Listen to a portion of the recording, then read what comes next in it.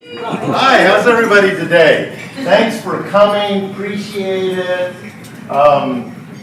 We're good, coming out, nowadays, I mean, everybody's open. So who does the elbow and who does the foot? Yeah, the foot, yeah. That came from overseas, along with it. Anyway, we're here today with a fun panel, we're going to do some fun things, and Matt is here, and he's going to run things. Right, Matt? Yeah, I'm going to try to. Go do it. All right, first of all, do we have anybody here that's new to the breakfast? I see some new faces that might be old faces, that are new faces. You want to stand up and introduce yourself? Hi.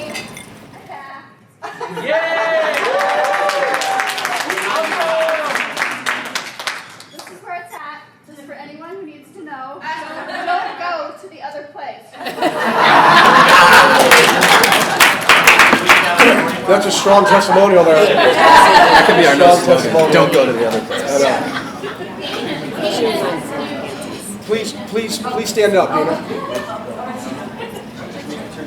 It's all right. Hey, Mary, could you introduce her to us if she's shy? This is Dana, and she has... Yo, it's 10 Hail Marys in there. Danielle. Stand up. Danielle. And Danielle has baked cookies in her home as a business for years and sold to all the Italian restaurants. So you will have connection with I've probably eaten some of your stuff. And she just finished her schooling, so she's ready to find a broker. There just happens to be some here. Yeah, perfect. Anybody else? That's it? All right. Lincoln Savings Bank. Do we have someone from Lincoln Savings Bank here or no? Emily, please. Thanks for having us. It's just me today. Chuck is traveling, so you just have me. We actually sit in the Windsor Heights office most of the time. Split our time between Clive and Windsor Heights. So we're pretty mobile. Just kind of wanted to give you an introduction to Chuck Simmons and I. We're a team. Kind of let you know how we work. We work on all the files together with all the clients. So it's kind of a 2-for-1 with us. Our big deal, I guess, is our customer service for your clients. We work on the weekends, we work at night. Whatever you guys need, you guys work not 8 to 5 either. So we're there for you, be a resource for you. Rates, I'm sure everyone is kind of curious on what the deal is there. You would have expected rates to continue to drop or at least not go up. Yesterday, they kind of skyrocketed, if you want to call it that. So we're not really seeing the 3% anymore. I'm curious to see what they are today. They haven't come out yet, but so we'll see. It's not really a time to play the market. I've tried to advise people to lock as soon as possible. So if you have clients that are on the fence, we need to tell them to lock, because no one can predict what the rates are going to do right now. And if you have any questions, just let me know. What did they end yesterday? What's that? What did they end yesterday on? They ended yesterday mid-3s. Yep. You could still pay, and I mean not a lot to get lower 3s, but for an example, I was quoting a government on Tuesday at 3% paying no origination. Yesterday it went to 3.625. So kind of a big jump there that doesn't usually happen. So it's hard to guess even on the stock market. So. But everything's relative, right? I mean, could you guys imagine 3.625 a year ago? I mean, that's still an amazing rate. So it's like first rate problems, right? Exactly. So we try to keep it in perspective that way as well. So if you have any questions or need any second opinions, we're absolutely happy to do that. So let us know. I'll leave some cards. Trees snag. I have a busy day, so I'm not going to stay the whole time. But just let us know if you need anything. Yeah, and I can vouch. I use Lincoln Savings Bank quite a bit, and they do a fantastic job. So.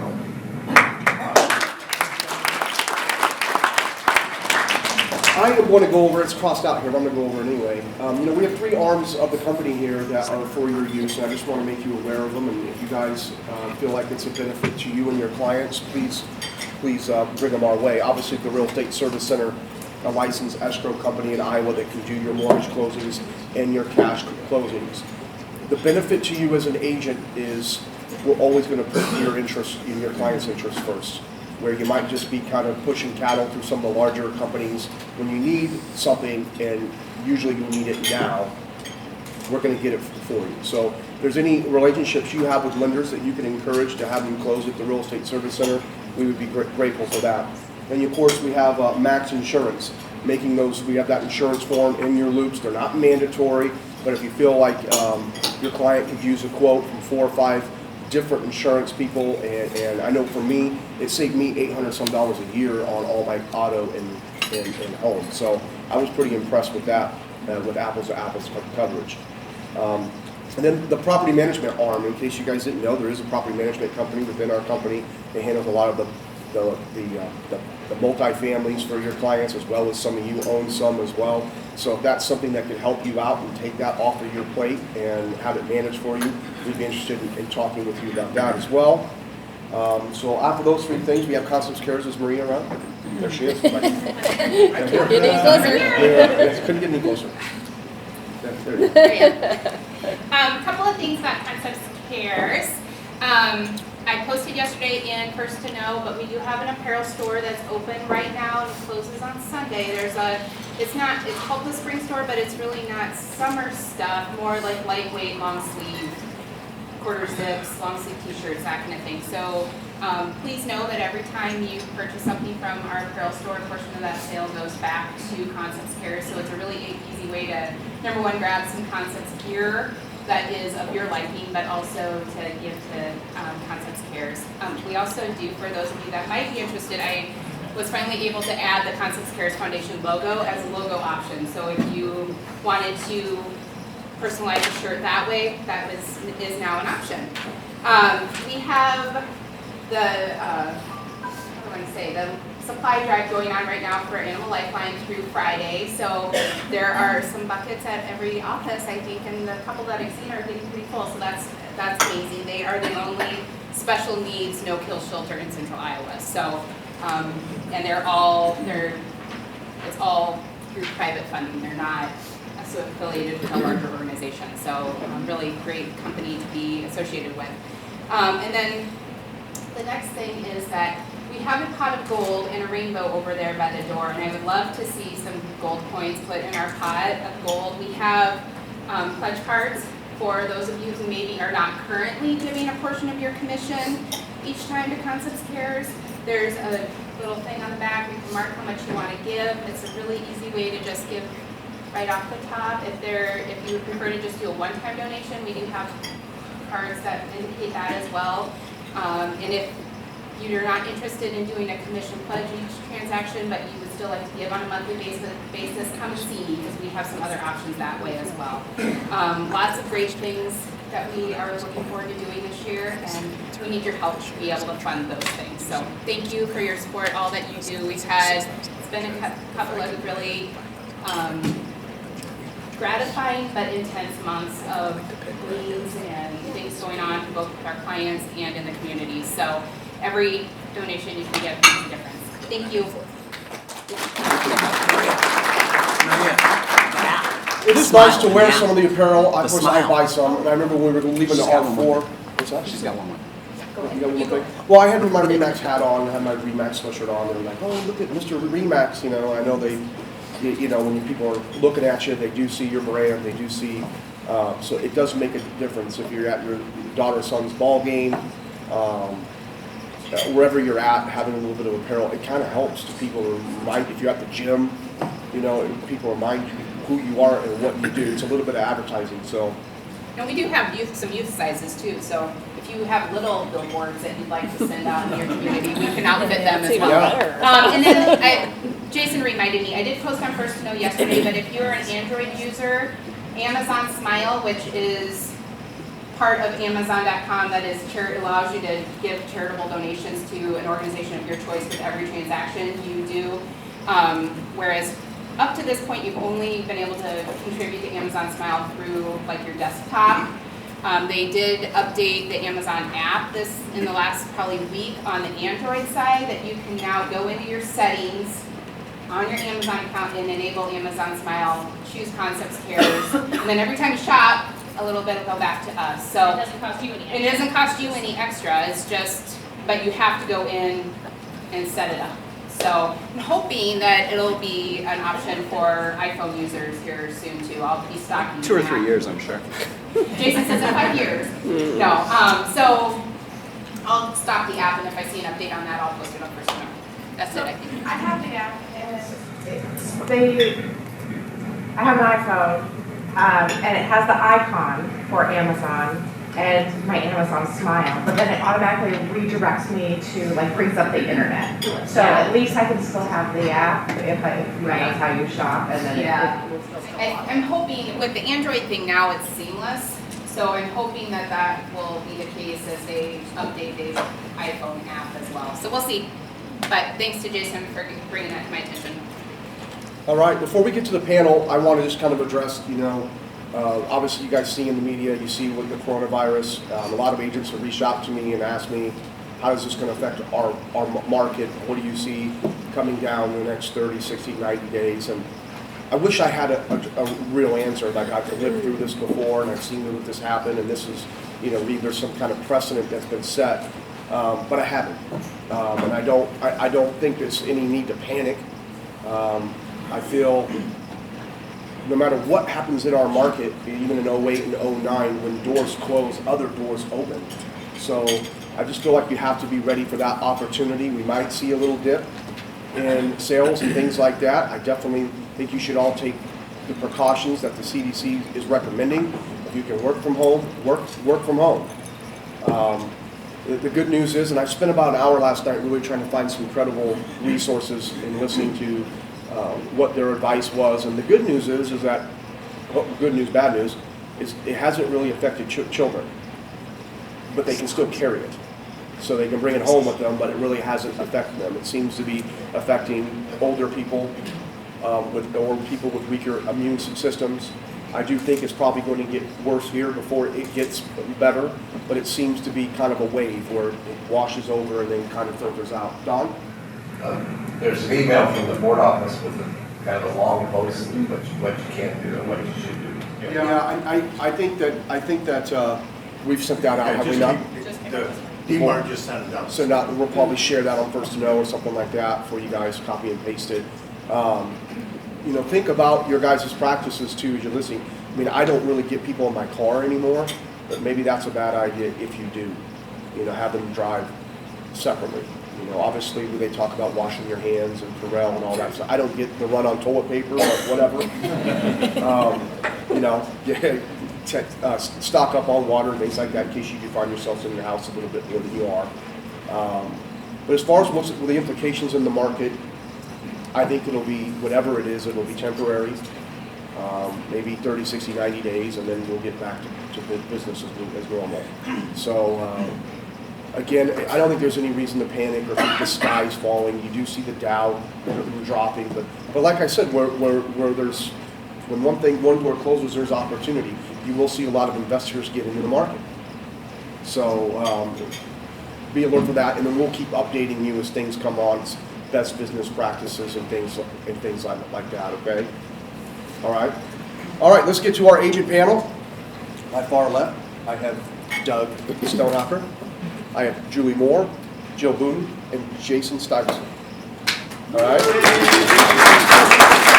I want to first of all thank you for taking your time and your expertise to share your knowledge. Hopefully share some embarrassing stories that have happened along the way too. Doug's chock full of them. We could do a whole segment on his. But let's just get right into it. Let's start with Jason. How long you've been in real estate? What was the reason you got into real estate?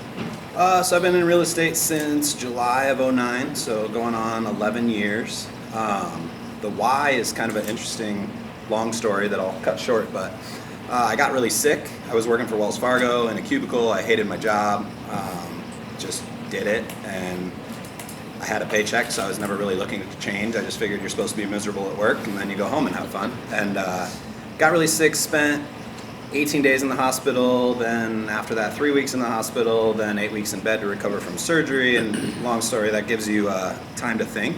And I have a marketing degree and an advertising degree from Drake, and wasn't using that at all, and was just like, hey, you almost died, are you happy with where you're at? And I wasn't.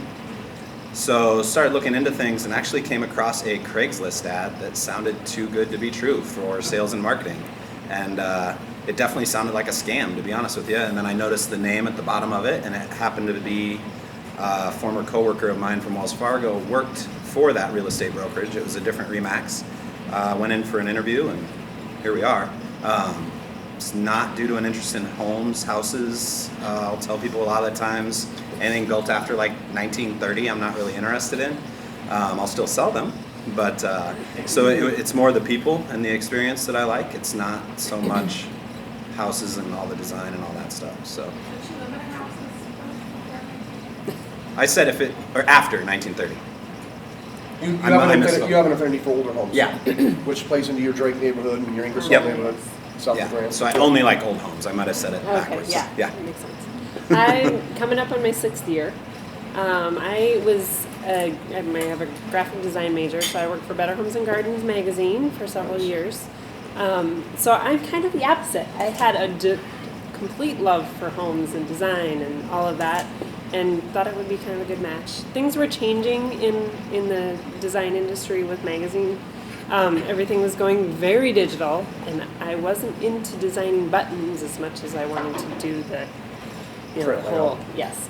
So for the most part, I had thought about it for a long time, but my kids were at an age where it was more doable, so I felt like it was a good time for a transition, and the market was great then, and it's been great for the 6 years I've been in it, so it's been good timing.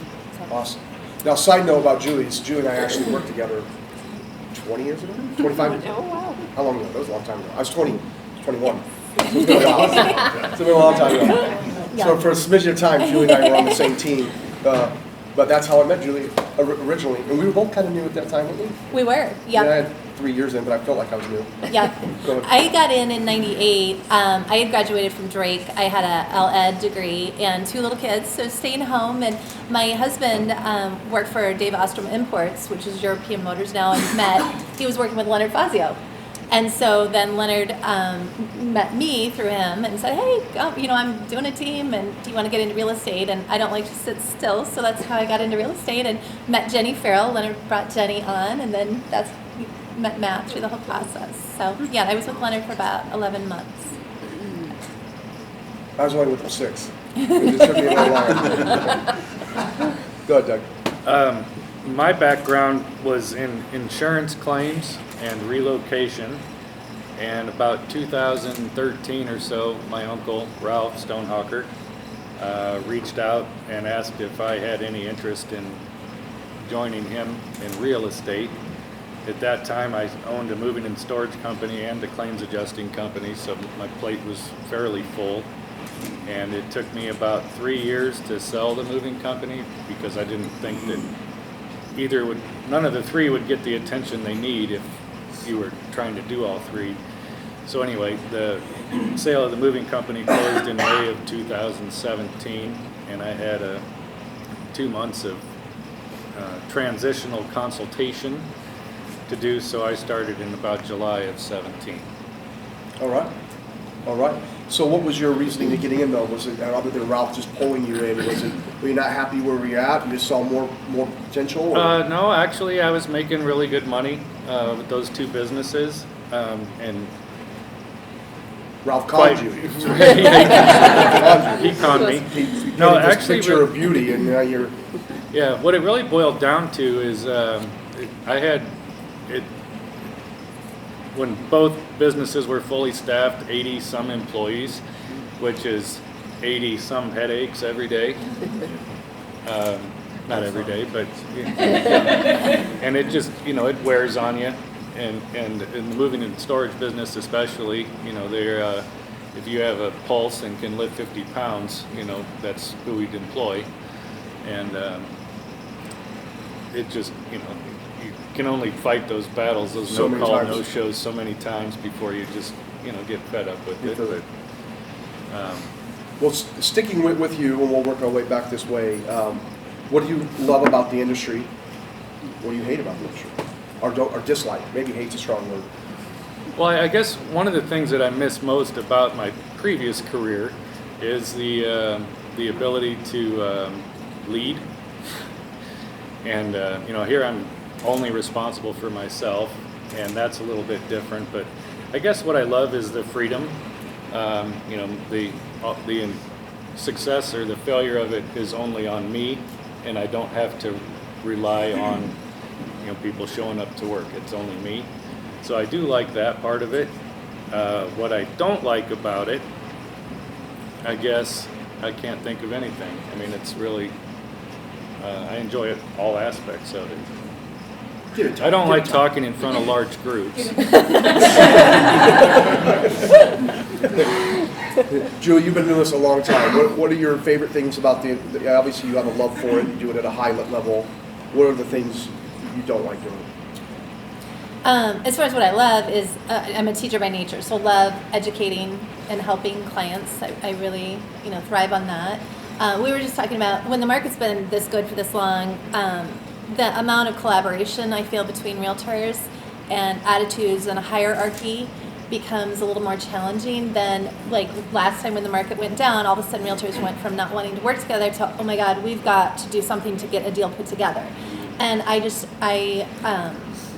would love to see the level of professionalism step it up a little bit and collaboration a little bit more, rather than I write an offer on your property and the windows are falling out and you're like, well, too bad, take it, and so it's that is a frustration. Is I see a lot of, I just wish there were more people that really would do what's right rather than just trying to take the easy path and just to get the paycheck.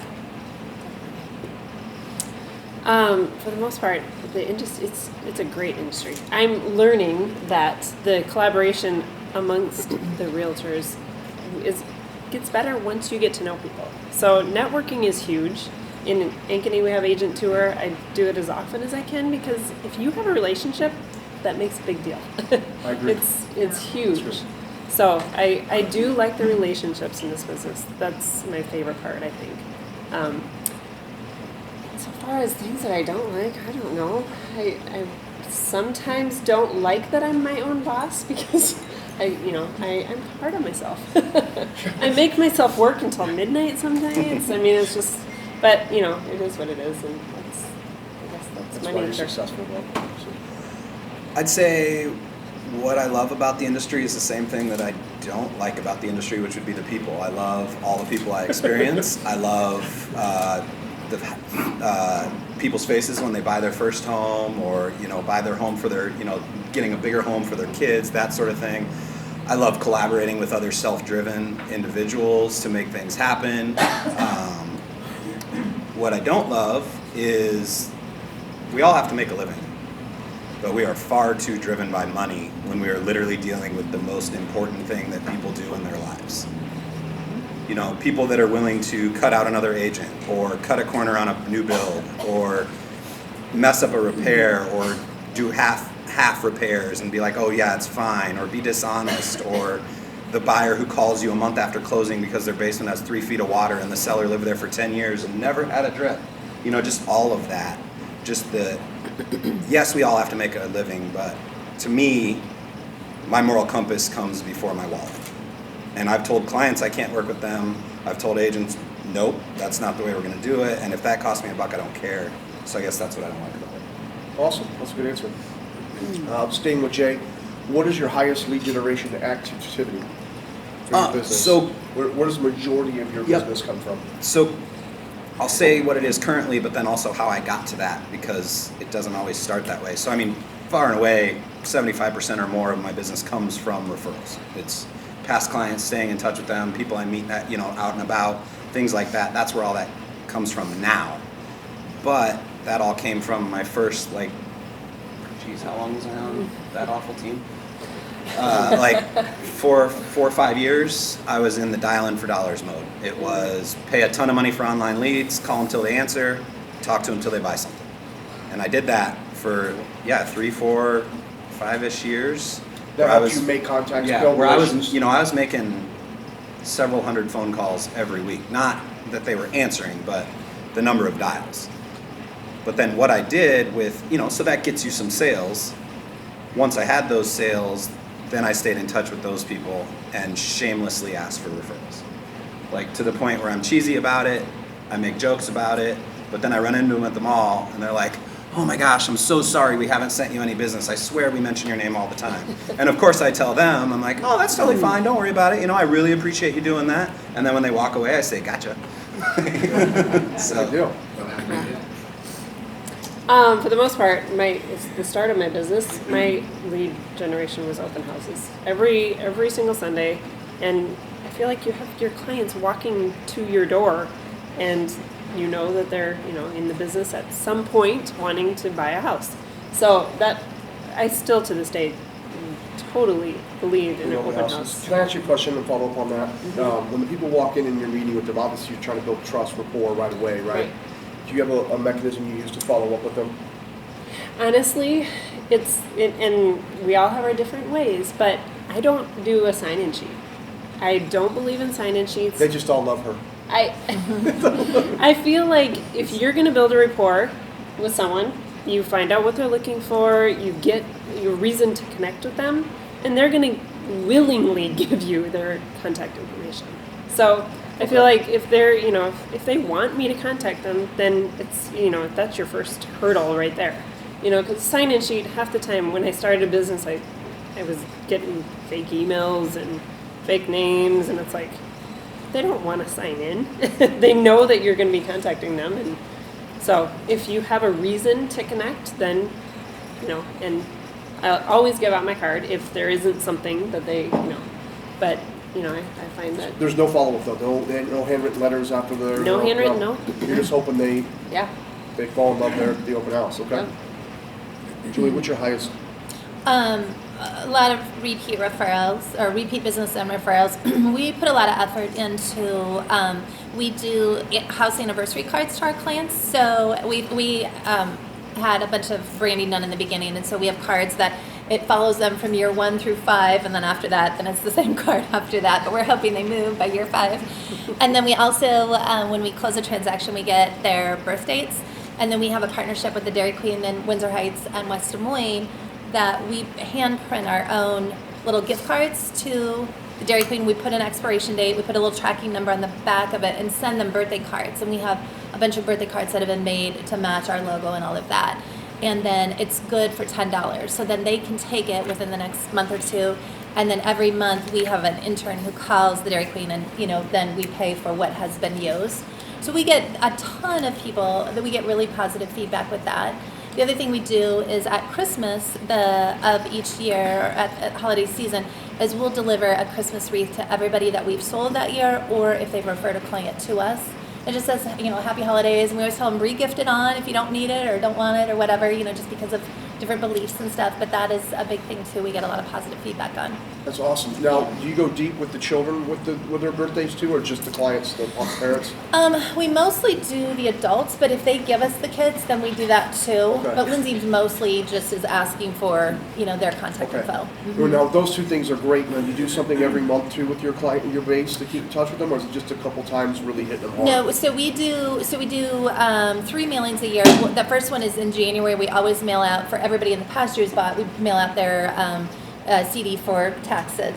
And then in August we do a football magnet. So we do the 4 college. We do Drake, UNI, Iowa, and Iowa State. So we send that out to all of our clients. We mail, and then at Christmas time we do a mailing with our Christmas letter. We always try to make it funny, like make fun of ourselves rather than like, oh, look at us, how great we are, and all we did. We do all the silly things. And mail that out to our clients. Awesome. And then we do monthly email giveaways too. We'll do like tickets to a concert, or tickets to the state fair, a home show, or whatever. And that's an email. So we're trying to do it both ways. Gotcha. Yeah. I forgot what the question was. No, what is your highest lead generation activity that you do? I would say open houses. I agree with Jill on that. I mean, it's a captive audience, and I think text messages and emails and phone numbers and whatnot. I mean, I like to think when somebody meets me, once they recognize I'm fairly dry, that, I'm likable. I don't know. But I think open houses is, if you look at the commissions I've generated from customers I've met at open houses, that's probably where most of that comes from. And then, of course, like the others, once you have them in your client pool, it's repeats and referrals. Gotcha. I like do that. subscribe to Realtor.com leads. I'm not a huge fan of them, and I think as those contracts expire, I probably will not renew them. But, I have pulled probably $2 million from one Realtor.com lead. So then you look at that and say, okay, well, that's That paid off. right. That paid for itself. So yeah, and we have an appointment today with the doctor. So I mean, I don't know, it's hard because you get 30 of them, you call 29 of them, and none of them ever respond, and then you get one that does, and then $1 million deal. So Right. Right, that happens every time. And the other thing, Doug inherited one of the best databases that I've ever seen. Tom Stonehocker was a master of creating a database. I would say it's a large database, but it's debatable if it's how valuable it is, I guess you would say. Ralph may have worked at different things. Yeah, and that's actually a good point. I've talked with Lance and and Matt about it, and even Shane did a little bit. And I'm thinking about different ways to utilize that list. because we go to Adventureland, we have 900 people there, and and it's really hard in that when 900 people are coming at the same time to get any quality time with them, and half of them or more I don't know and have never met. So anyway, we could talk the rest of the day about that, but Right. but yeah, to Don's point, that is, it's a nice thing to have. No, all of you have probably been on listing appointments or with a buyer where you feel like you're competing with other agents. What do you think your biggest advantage is to overcome that or win the listing, win the buyer? What particular set of skills do you use or marketing or to set yourself apart? Start with Doug. I think my life experience is different than a lot of agents. Owning the property and casualty claims adjusting company, I've seen just about every type of failure in a property, from fire to flood to, whatever it might be. And of course, with the background in relocation, I think that's helpful. I think a lot of it too is just brutal honesty, and I'll tell you what I think about it, and you may or may not agree with me, but I think it's refreshing when somebody will tell you, not necessarily what they want to hear, but what they need to hear. Just go in, tell them the house smells like dogs. Well, just go right into it. Yeah, and I think Lisa's spent enough time with me on appointments to know that that's my approach towards it. Your house smells bad. You need to. So. I tried to do that once. They kicked me out of their house. You mentioned my Well, dog so one more time. that very well could dying. happen, but at some point, there has to be a relationship and a chemistry in that type of transaction. Right. And if you're pussyfooting around, for lack of a better word, the elephant in the room, it's not healthy and it's not going to work anyway. Is the way I see it. Yeah. And how you and I have got to know each other. The story, and I know the story. But either way, just tell me what's really going on. And, Right. and if I don't believe that relationship is solid, then I don't want to be a part of it. And I would rather. Right. Well, I wouldn't give it to Julie, but I can help. We'll talk. Julie? after my first year of real estate, I joined Robin Polder, and I had the honor of being a buyer's agent for her. And Robin, she's one of the best I think there's ever been in Des Moines, and I learned about everything I know from Robin. And one of the things that she did is she had a listing presentation and a packet for buyers, and that's been something that I've kind of modeled my stuff after, especially because I love teaching. And so I do have a huge folder for buyers and one for sellers, so, and I'm happy to share it with anybody if anybody's interested. But it really, you know, I have a little bit in there about us, and then a big thing is we give back to a charity of our client's choice. That's our gift to them. But then it also has just lots of info on from A to Z on buying, on selling, lots of helpful hints on staging your home, getting ready for inspection, getting ready for photos, just all that information. And so that's something when I meet with a client on a listing appointment, I never run a market before I go. I just don't have time. I go in, I take my notes, I let them know I'll get back to them in a day or two. And then I run my market and explain to them time of year, competition, all of that. And then send them an estimate of proceeds with that. And then from there, I always follow up with a little handwritten note that gets sent out to them. You know, and I always encourage them, say, you know, it is an intense marriage for a short amount of time. You need to go interview 3 to 5 realtors. And so I think that just validates me more rather than like, pick me. I'm saying, yeah, you might not like me, and that's okay. Go, you know, talk to other people, find somebody who you really, you know, connect with. So, yeah. So I have a question. When you go out on your initial, and you do that, because I'm sort of like that too, where I do my initial, and then you go out and do the proceeds. Do you do a second appointment, or do you just go ahead and send it via email? So I let them know that I'm going to email it to them, and then after I email, I always call immediately and say, hey, I just sent it to you. And I usually, on my estimate of proceeds, depending on the price range of the home and time of year, and like if they're looking to sell the next month or maybe 6 months down the road, I may have 3 selling price scenarios, or I may have 7, you know, just depending on, because again, like, okay, their house is pretty messy, can we get it here? You know, I mean, I try to give myself, you know, and I really like to try to maximize what I can get out of a client's house. I work really hard on the front end, but what I tell them is then, you know, we talk through the estimate of proceeds and then kind of have a game plan of like, okay, are they interviewing more agents, or are they going to revisit this in 6 months? I mean, everybody's selling timeline is so different. And then from there, I always tell them, if you pick me, you know, if you want to work with me, then I will come back and we'll do a listing walkthrough. And we'll go through your house from A to Z, and I'm going to give you a migraine, but I'm going to give you everything that I think is going to help your house sell the fastest and for top dollar, and it's all suggestions. And I always say, you can think I'm nuts and you don't have to do anything, or you can do all of it. And sometimes I have clients that I end up going back 3 or 4 times during that process because they hit the wall and they're like, I'm so sick of it, you know, when they've lived in their house for 30 years. But that's, you know, and again, it's like we have so much connection before we ever get to the listing part, you know, being online, that helps tremendously. That a lot of times they're like, okay, you just tell me what to do, and it makes my life a lot easier. Although I've put a lot of hours up front, you know, it makes it really worth it. Yeah. I'll kind of piggyback on that. I think a lot of the upfront is so important especially with sellers. People don't understand the importance of getting your house ready for listing, because the first impression is huge. So yeah, I do, you know, a similar thing as I walk them through, you know, and whether it needs to be me or a stager, you know, it depends on the level. But the value is, you know, what you can offer them is huge.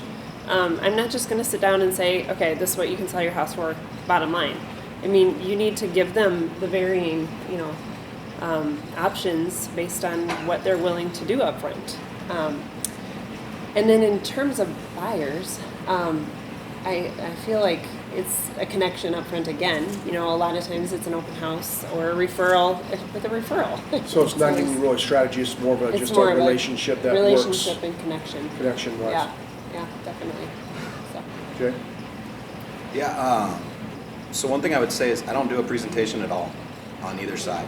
I did a long time ago, but it always felt like I was talking at people, not with people, because it was like, all right, I got these 15 pages and I'm going to get through them while we sit here. And I just realized that wasn't, it works. I'm not saying that, it just wasn't me. And so usually I'll do a little bit of comparable research, and I always actually bring the listing paperwork with me, no matter what, with it saying 7%, by the way. And I make a big deal if I cross it out and make it 6, even though we all do it all the time. Like, I want them to feel like they're getting a great deal when I do that. But I just talk through them, and then I find that confidence in what you're saying to them and your programs. Like, I think there's, whether it should be or not, it's a different discussion, but oftentimes people don't want to take advice from a man on their house and their decor and the way it looks. So I actually pay a stager for consultation on every single occupied property I have. I sell that a really big deal to them that, hey, once I have these papers signed, I can have this person come through, tell you all the things you need to do, probably save you money on some stuff that you were going to do and don't need to, and we can do that 6 months before you list, as long as I have my paperwork signed.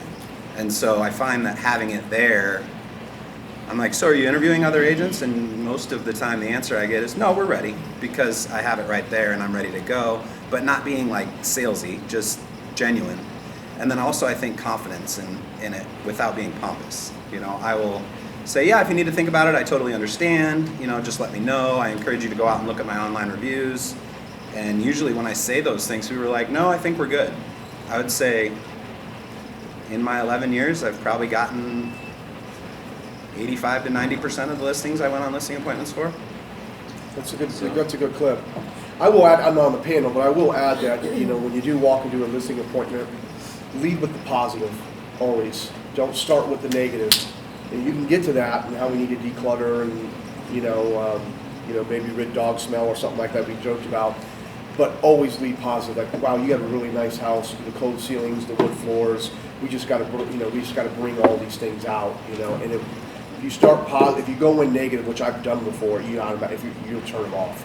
So lead always positive stuff. I like look at your neighborhood. Look at these updates you've done with the new roof. These are really important. Lead with the positive, then you can kind of get to what you need to get it right. Okay. This is kind of a shameless question for me as the owner, I guess, is like, why Concepts? Why do you love it here? And if you could change something, what would you change?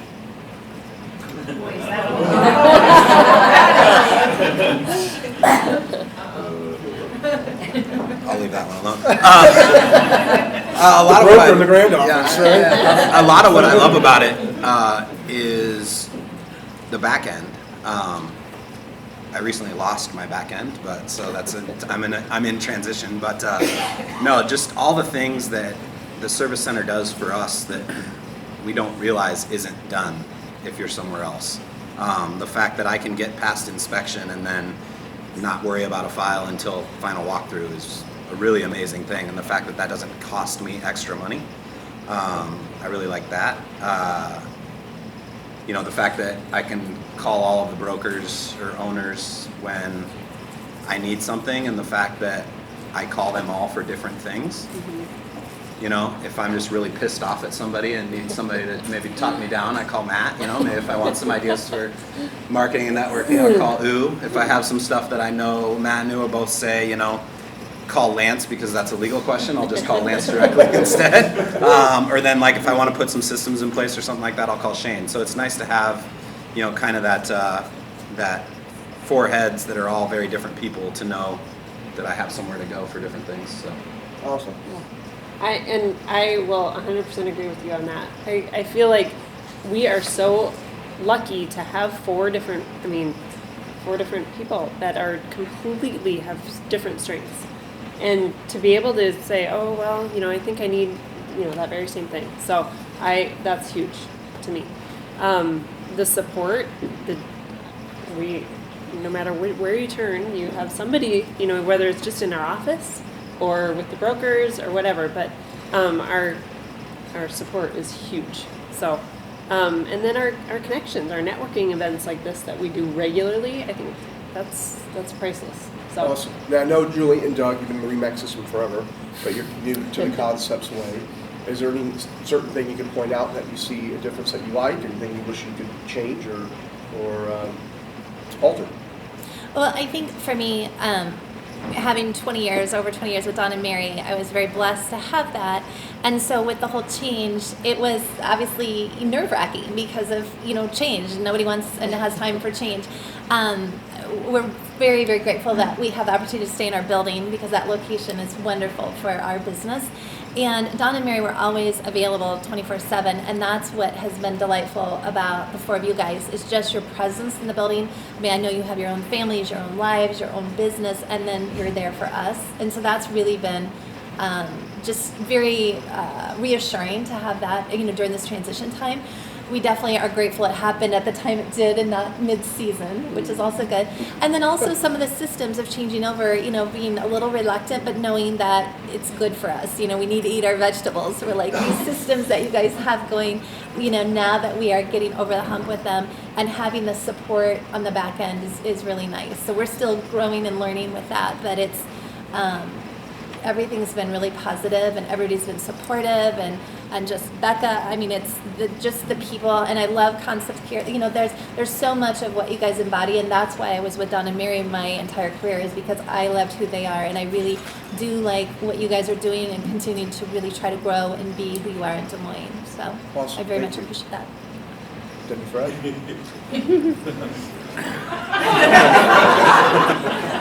What? Do you need the question again? I'm just thinking how to answer. Phrase this? Yeah. Start with me and work your way down. No, well, so Yeah. the only place I ever have been is in Windsor Heights. And when I came into Windsor Heights, it was Don and Mary's brokerage, and there were a million great things about it. I think the greatest thing about it was the experience there was in the building. So as a young agent, I had the opportunity to learn from the best. I learned my personality traits from Barry. That can only serve you well. My ability to deal with the commission from Dave White. His best advice to me, by the way, is when you wonder if you're doing something questionable that could get you in trouble, find out how much the fine is before you do it.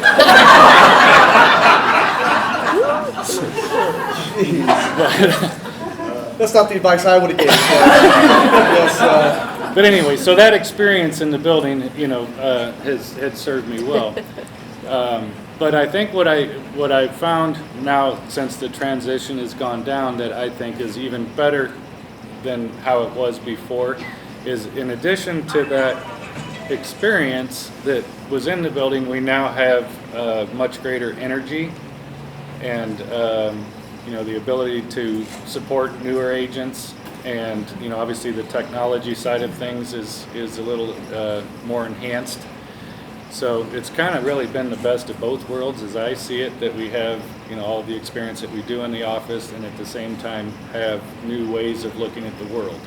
Awesome. And of course, yeah, you've been great too. Oh, thank you. Thank you. That's what I was looking for, at least from one of you. Everybody here has families and passions outside of real estate, of course. How do you manage your time and stay focused? Obviously you've had a new baby recently. You have 3 children total. How that balance has got to be tough at times for you. It's really, honestly, not that tough for me personally, because my family's why I do all of this.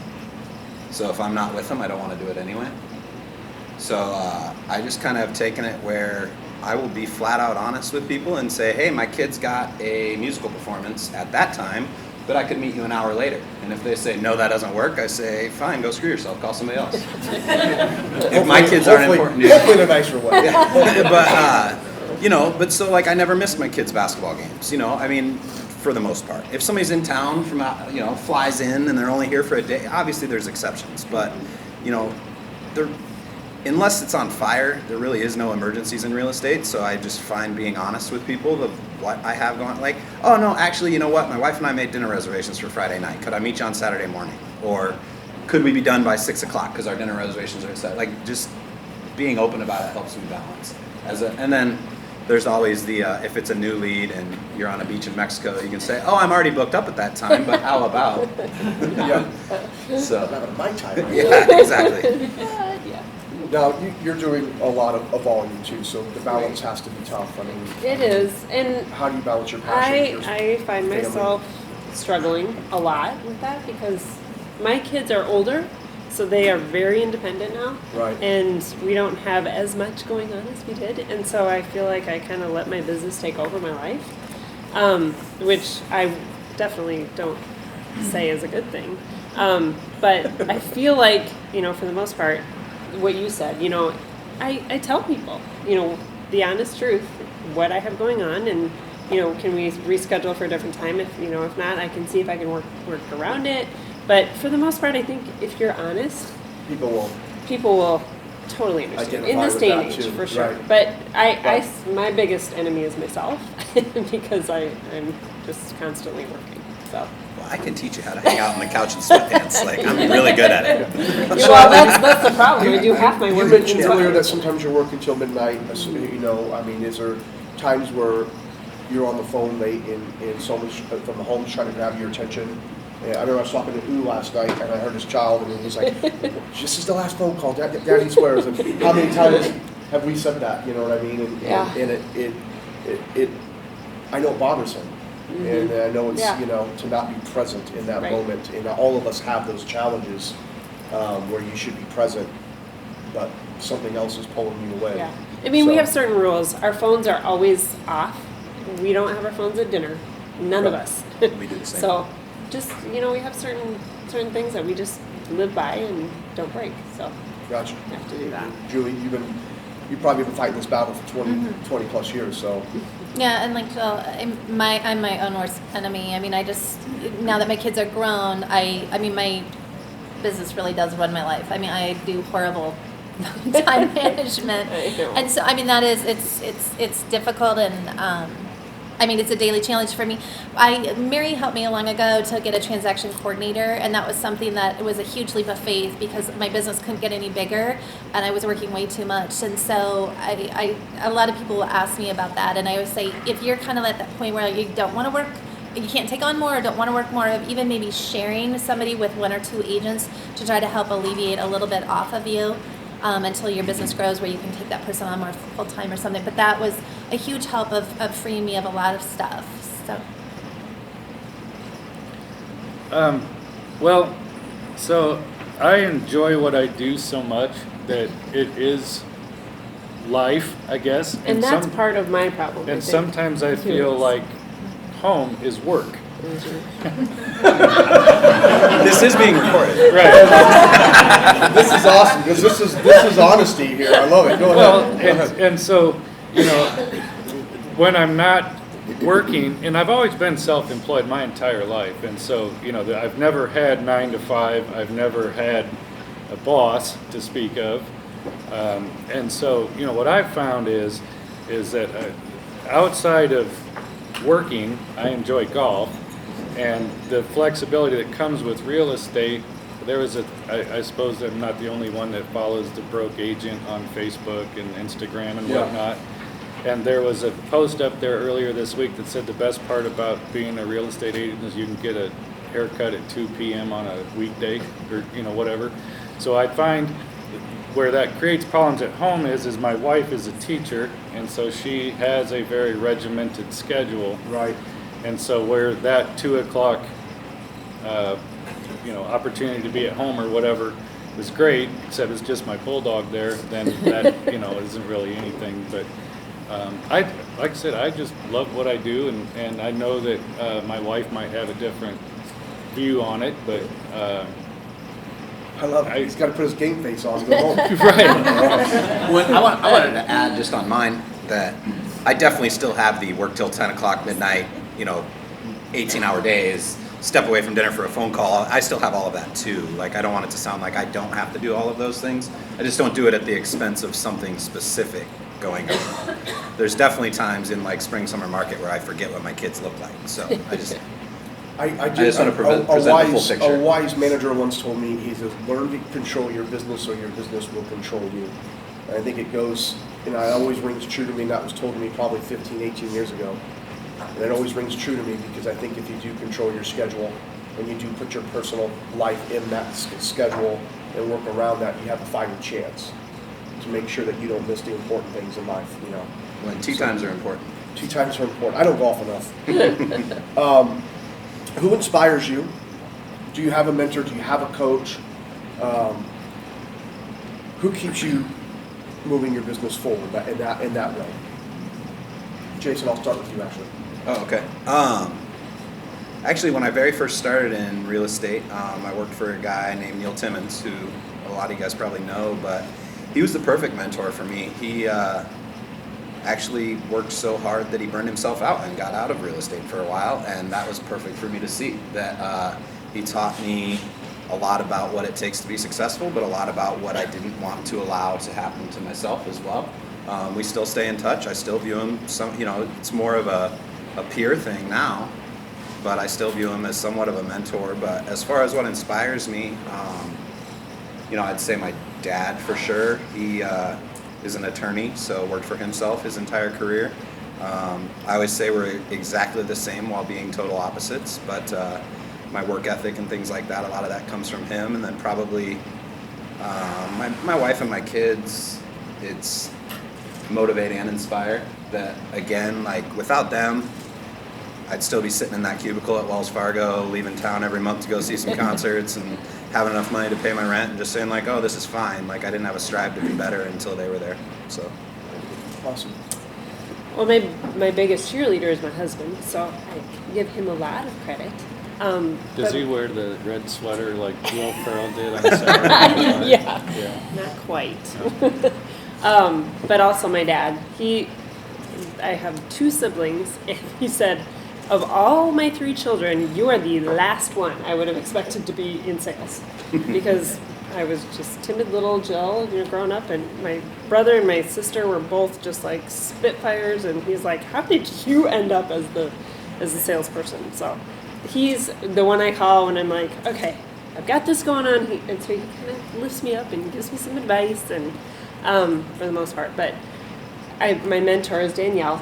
She's my team leader. I go to her for everything. So she's just like, she's the bomb in my business. Gotcha. So, and we couldn't probably be more different in terms of how we work, because I'm very organized, and she just flies by the seat of her pants, which I love, and I need more of that in me. So Right. it's like, it's a good balance for me. So.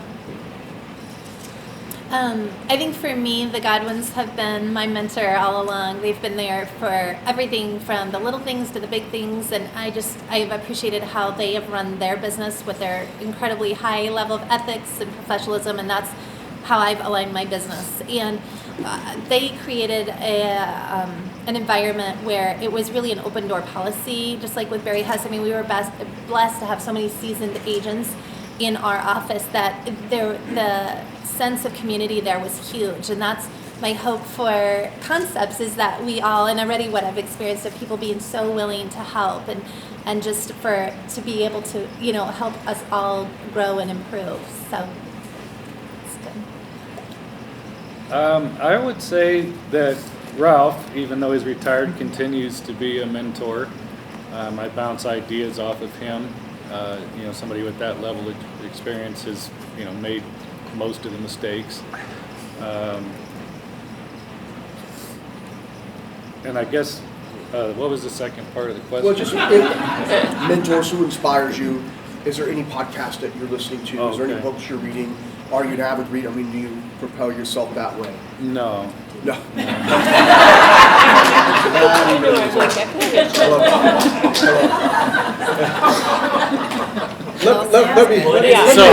So Lisa, who I've been working with, she encourages me to do puzzles. Is mine sharp? Yeah. I would encourage that too, actually. Yeah.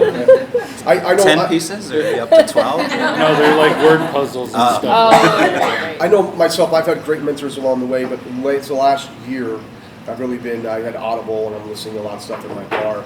And if you ever feel like you're being drained, or you ever feel like maybe you just need to recharge your battery, find a book, or I'm too lazy to read, so I have it read to me. And you're in your car a lot, so why not, instead of listening, I was finding myself listening to SportsCenter on the sports radio all the time, which is mindless. So I really started to listen to negotiation strategies and, stoicism books and, emotional maturities, things like that. And it really helps me, drive me, and propel me, and re-energize me. So if you guys find yourself in that funk or where you feel like you need to recharge the battery or get some inspiration, I would highly recommend that. So on that note, let's see, what time do we got? Are we close? Do you have any audience questions?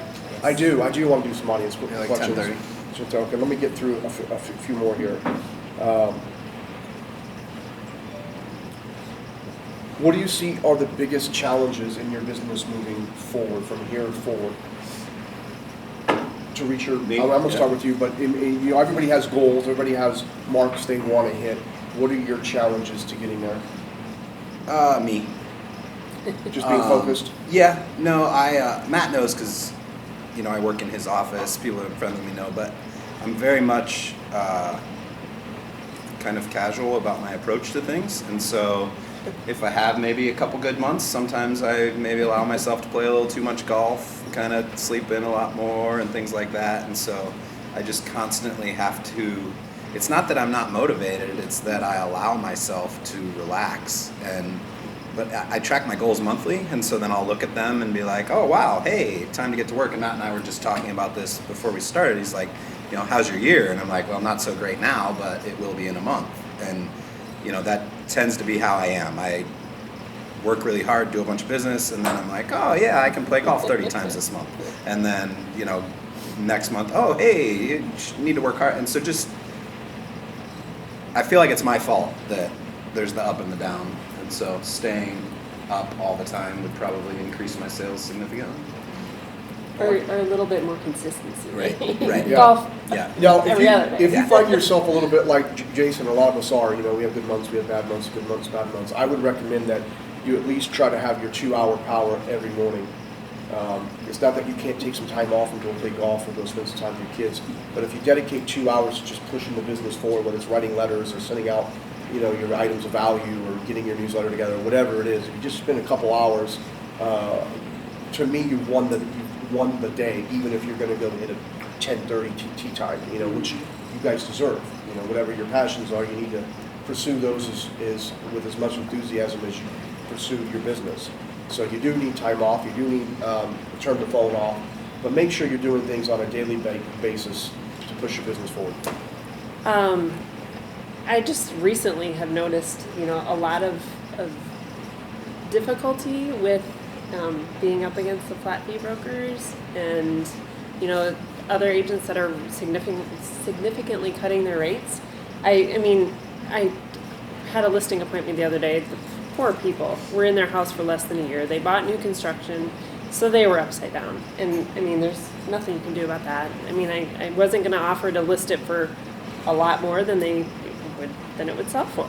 So, inevitably I was up against, that, and they ended up going with, a flat fee broker that it was going to be less expensive, and I get it. So there's nothing that we can offer that's going to, get them more money at the end of the day. So, I just feel like that's going to be a constant thing that we are up against, and, I feel like our value is there, but certain situations, people are just there. Show me the money.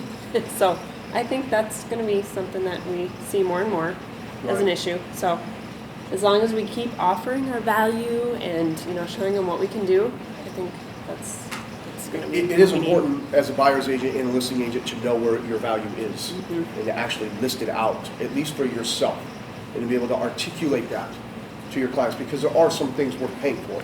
Right. And and the only product, you're not pushing a product, you're in sales, but you're not pushing a product. You are the product. And if you don't believe in yourself and know what you bring to the table is value, then sit down with Ooh and I, because we'll lay it out for you. We'll make you feel like $1 million, because you do bring a lot of value to the table, and you need to know what that is. You need to know how to articulate it, and most of all, you need to know how to sell it. I think to build on what Jill said is that in our listing packet, I have a sheet in there that has the 20 things we do when we list a home.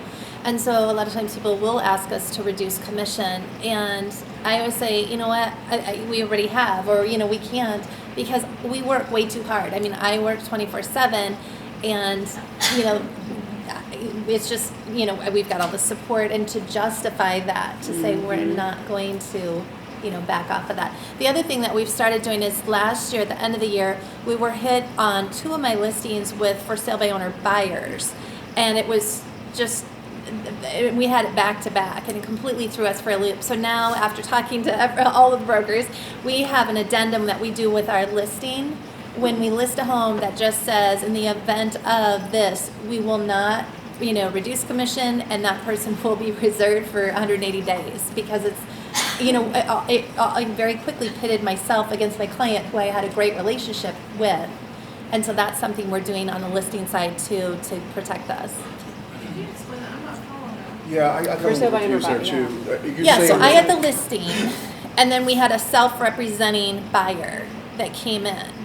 And they submitted a low offer. Well, first they came with some crazy purchase agreement that I had never seen. So then all of a sudden I'm becoming an attorney trying to filter this purchase agreement to figure out if there's, that. And then they said, well, we're coming in low because you can just automatically take off 3 or 3.5%. Yeah, and so it became very difficult because for my seller, their bottom line is still kind of their bottom line, except now we're cutting out, my industry. And that was, it's just, it's a horrible predicament. And so then I'm like, no, we can't cut out a selling agent. And then all of a sudden my seller is mad at me. And so it would just, and I had 2 of those back to back. So that is where now after that, we created an addendum that is with the listing paperwork that's signed on day 1 that says, in that event, and we explain it. I tell all my clients, as we do the listing paperwork, I talk through it, and they're like, oh, they don't know, they don't care. But if it comes up again, we can be like, hey, remember, we had this conversation. Yeah, I think this is dangerous too because of what you're doing to your neighborhood. Remember that appraisers use your past sales. So if you're going to undercut that, you just kind of put the whole neighborhood at a disadvantage. Absolutely. And one of you might be selling something down the street and it doesn't appraise because something like this happened. And it's the most recent sale, the most recent comp. Does that make sense? And you're so right, because of the one in Clive, there were 4 homes on the street for sale. Right. And it was just absolutely horrific, the whole thing. It's like, I don't want you to have to think about that. That's our industry. You have to think about that. So I like that because that has happened to me before too. Yeah, and I'm happy to share that addendum with anybody too. We do have an unrepresented buyer form in .loop, by the way. If they want to represent themselves, that doesn't mean they're privy to the buyer's commission. That just means you're getting all of it. Doug? I would say my biggest challenge is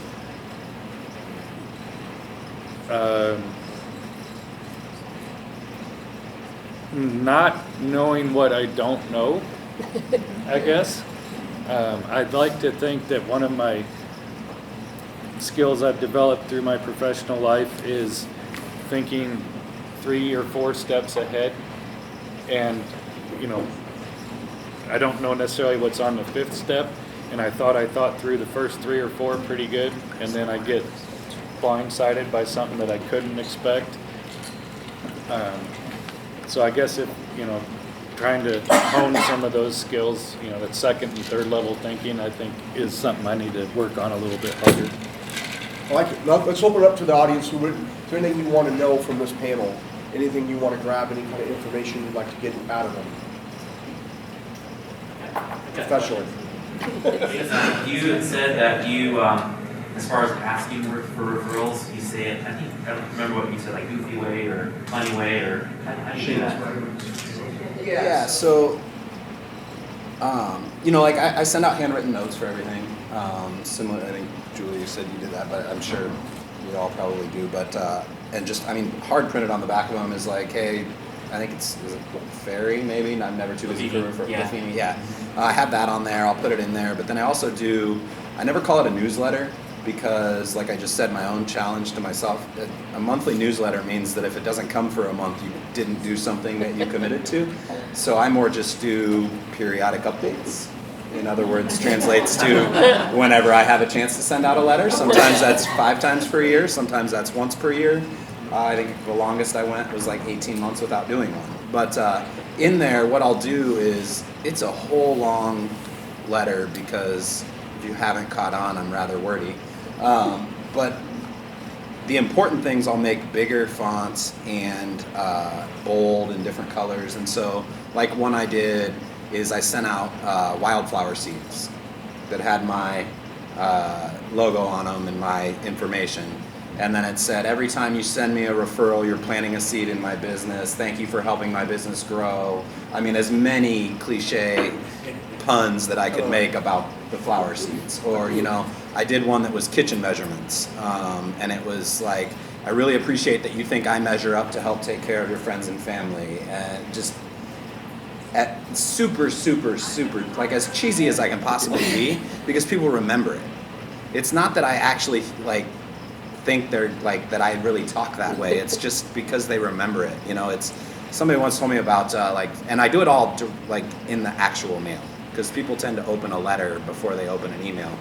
And I was in a class somewhere, I don't remember who said it, but it was like, all I want is the 30 seconds from your mailbox to your recycle bin. It doesn't matter what it actually says, it matters that they saw my name and becoming that Kleenex.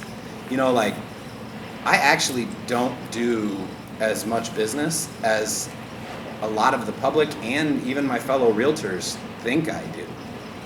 But I'm able to present myself consistently where people just assume that. You know, I have had people call me, oh, well, you know, I'm listing this home in this part of town and I know you do a ton here, so I wanted to get your thoughts on it. And then when I hung up with that agent, I looked it up and they'd done double the amount of business in that area that I had over the past 2 years. But the perception was there, so. Don't let Jason undersell himself. He's plenty of business. Can I keep asking questions? Have any questions? Bill? Is there any data or anything that shows you can take publicity about days on market as a physical, days on market as a flat fee, and days on market as Remax overall? Yeah, I know we have that data on the MLS and real terms and things like that. I don't know if we have one, Lance. I don't think we have one. Nationally, there are some stats, but locally, I don't know if there's any stats that are collected by, you know, the next gen. I bet if we sent Les an email, he would include that in his statistics. I know on a national level, you're predicted to get 5% more by listening with a full-time realtor. You know, that's a stat that's been around for a year or so. I didn't know if there's ways to spend it, you know, like you're gonna spend another $2,000 to keep your house longer doing FISBO or whatever versus less long. Yeah, I mean, if If you really want to overcome a FISBO, I have some things that we can sit down and talk about, you know, and try to get you there. I normally don't have a lot of problems converting FISBOs when I have the buyer and getting paid from them. And then once you build a relationship with them, turning them into listings too.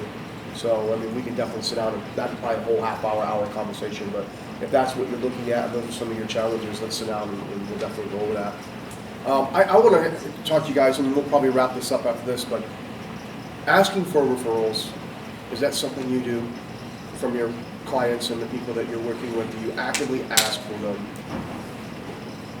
Jill? I don't actively ask for them. I feel like it's kind of it probably is, yeah, it probably is necessary and you should, but I feel like if I'm giving them the service that they feel is right, they're automatically going to do that. You know, I get plenty of referrals from past clients, friends, because they had a great experience. So I feel like if you're doing the right thing, if you're doing what you should be, and giving your clients a good experience, it's going to be a natural thing. In your letters, that you send out for the coupons and the networking events you do, are there asking for referral on it? The only thing we do is we have a vendor list and it's printed, and it's people we personally use, but then we really push that, like at the end of every email or anything is, you know, if you need anything house related, we're happy to be a resource, let us know, whatever. So we constantly have people, 10 years ago, 15 years ago, oh, I need a plumber, I need this or that, and they have their friends reaching out to us. So we really have positioned ourselves as that. And so it's just anything house related they think of us. So I think that's the core of getting those. So we don't ask for it, but we ask for ask us for help. Mm-hmm. Okay. That's good. Doug? Yeah, I'm really bad at that. And I think that is something that I've talked about with the three of you. Right. I mean, we make comments on our Adventureland notices, your referrals make this day possible, but it isn't saying, we would like your referral. I mean, it's implied, but yeah, no, I definitely need to do better with that. I can tell you. One of Yeah, my yeah. biggest challenges. This is on a different topic. Sure, go ahead. Okay, so how many social media platforms are you guys using? How are you integrating them? Are you doing things like lead magnets? And are you hiring a designer or someone to do your social media or do SEO optimization? That's a huge question. Sorry. I use all of them. Actually, I use all of them twice because I'm a pretty opinionated person. I have separate accounts for real estate and my personal life, so that I'm not going to lose a client over getting in a political argument or, you know. When you but, say all of them specifically, I mean, it seems like 20 to 30. yeah, I mean, Facebook, LinkedIn, Twitter, Instagram, Reddit, Nextdoor. I'm sure there's more if I went through the Snapchat. TikTok? Yeah, no TikTok yet. And then I know my daughter's on TikTok, just doing all kinds of stuff. and I know, and Ooze talked about this a lot previously, but one of the things I find to be key, and it's really important to me having one that's specific to real estate. Like most of you have never seen my real Facebook profile, but is to not only post real estate. You know, it's you gotta use social media as social media, not as hey, buy my stuff, because then you're just, you know, multi-level marketing. Right. I use Facebook and Instagram almost. I mean, I don't go beyond that because it's overwhelming to me. I mean, those two alone are plenty to. And you can tie the two track of. together.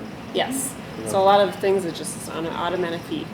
For the most part, I do post listings, open houses, things like that. But I also use a service through GoDaddy that we started it as part of the fee was they did a photo shoot with me. We had several different things that they were going to have post scheduled regularly. That's not only just me, but you know, it's different house things, tips and techniques and things like that that would filter in between my listing posts and open house posts, so it's not just selling on there. And I don't have time for that stuff. I mean, it's one of those things that I don't mind doing here and there, but it's overwhelming. I get that for sure. So, but I think it's important to stay in front of your clients because that's where people are. So. Yeah, and I have a service as well. I should add. I use a company called City Blast, and they post, you know, articles about. It might be about housing, it might be about the stock market, it might be about home improvement. You know, just not just sales, but those, or are they just posting things? just automatic. Oh. I can choose the content. I filter. This one it's real estate specific, and I've never had anything that I was too upset about that got posted or anything like that. I actually got lucky. They contacted me probably 6-7 years ago and said, hey, we love your presence on social media. We want to give you a free lifetime membership. So I don't pay a service, but I use one. Interesting. Yeah. I think it's important to be aware of it. I mean, it's definitely on my radar screen with how our industry has changed and in the direction it's going, to be aware of that and try to filter out and figure out what to use. For us, because of where we're at, we go up and down with doing sold sign pictures of people, you know, on closing day or their final walkthrough, and post that and tag them, and then that, you know, kind of grows through their friends of seeing our stuff. So that's one thing we do, but we don't do much more than that. So. I love that though. I do the same thing. When you tag them and then all their friends see that they bought a house and they know that you're the one that helped them. Yeah. Exactly. Yep. One of the things that happened in January or thereabouts that was in the basement at, you know, Concept School, we had a social media class, and maybe Michelle can probably talk more about that, but I went. But it talked about some of those things and how to use Canva, because Canva is a really neat tool to, you know, personalize some of those things. I'm not very creative like that, but, you know, there is some resources there in the Concept School that if you missed that class, I don't know if it's coming up again or not, but or if you went and either way. We did a whole series, and we'll do the series probably again in the fall, late summer or fall. Is there resources on the website for some of those tools? Absolutely. Do you want to?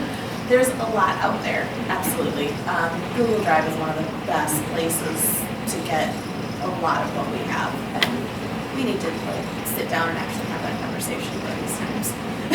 I think we've been trying to. You and me? Yeah, we've been trying, we've gone back and forth a few times.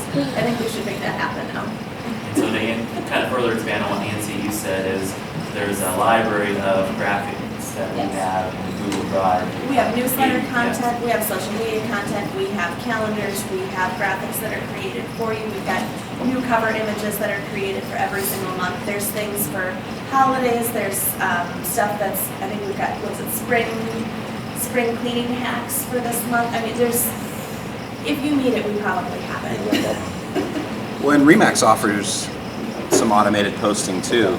Yes, I was there's just a trying to service that they have called BombBomb. Social Prompt through BombBomb. Yeah.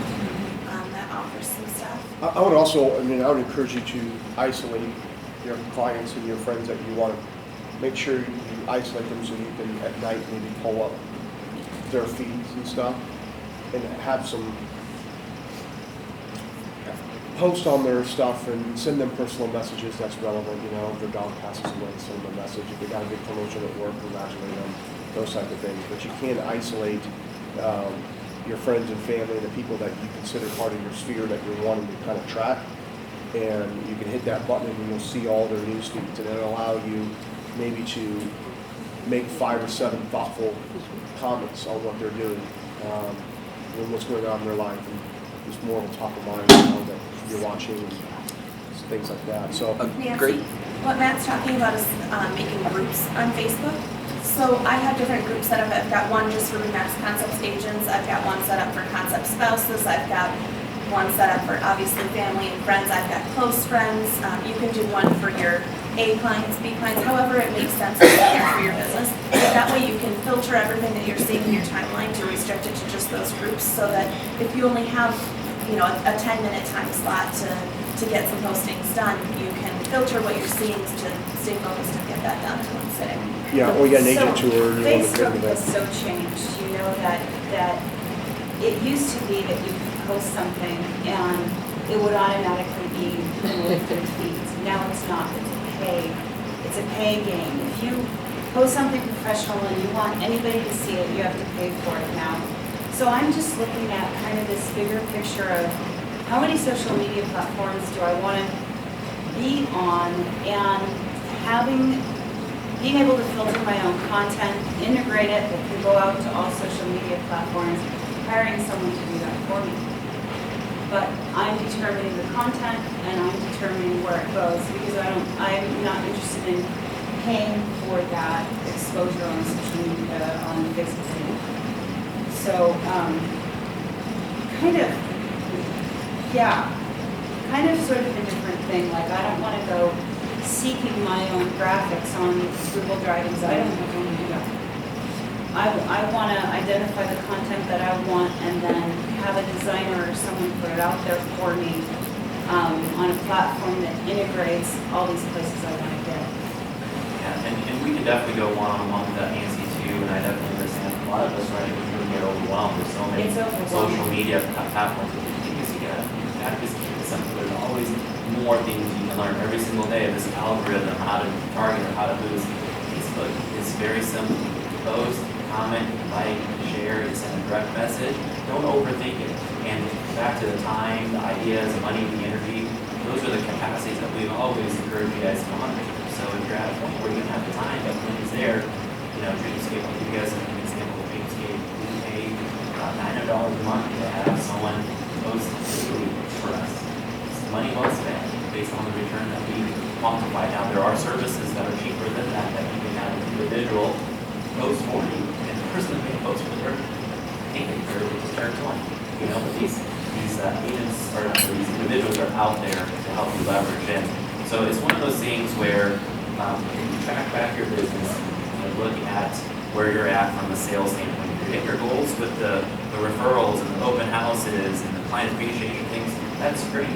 Social media does not need to be the end-all be-all of your lead generation, but it's definitely a piece that if you can align it with all the, I call it the hub, right? The hub is you as a personal brand, and the different spokes that you have that will help you promote yourself.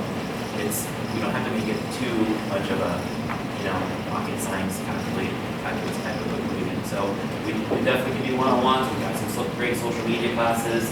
I think regardless of how you decide to do your promotion, the two most important things to remember, regardless of whether it's through social, through newsletters, through personal communication, whatever, engage and be authentic. That's the most important thing regardless of the platform. Awesome. Don't go impose.